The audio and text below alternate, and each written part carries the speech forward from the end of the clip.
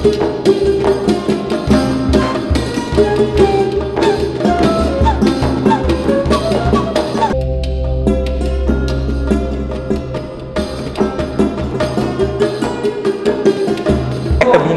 আয়োজন হচ্ছে মসজিদ তাকওয়া সোসাইটিতে সিরাত সম্মেলন হচ্ছে, যেখানে মহানবী সাল্লাল্লাহু আলাইহি সাল্লামের জীবন দর্শনটা কেমন ছিল এবং তিনি কেমন পরিবেশে ছিলেন এবং উম্মুল মুমিনিনরা এবং ফাতেমা রাদিয়াল্লাহু তাআলা আনহুর ঘর কেমন ছিলেন, কোন কুয়াগুলো কেমন ছিল এবং তিনি কোথায় বসতেন, কি খাবার খেতেন, সব কিছু নিয়েই আসল প্রদর্শনী হচ্ছে।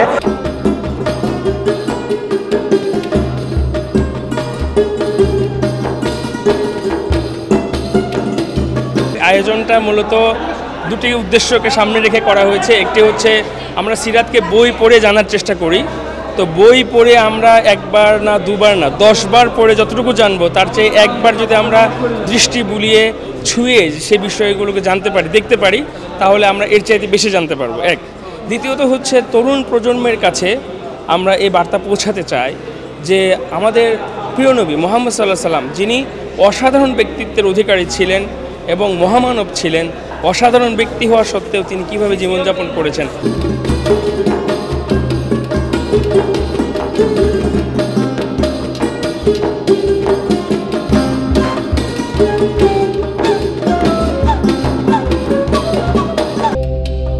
আজকের 1400-1450 বছরের পরের আলো ঝলমলে মসজিদে নববী দেখে হয়তো আমাদের এই প্রজন্ম ভাববে যে রাসূল সাল্লাল্লাহু আলাইহি ওয়াসাল্লামের সময় মনে হয় এরকমই ছিল, কিন্তু বস্তুত তা ছিল না। অনেক ত্যাগের বিনিময়ে এবং অনেক কষ্টের বিনিময়ে আজকে ইসলাম মানুষের কাছে পৌঁছেছে এবং আমাদের চাইতেও আমাদের নবী মুহাম্মদ সাল্লাল্লাহু আলাইহি ওয়াসাল্লাম আমাদেরকে বেশি ভালোবেসেছেন। এই জন্য নতুন প্রজন্মকে আমরা সিরাতকে শেখাতে চেয়েছি।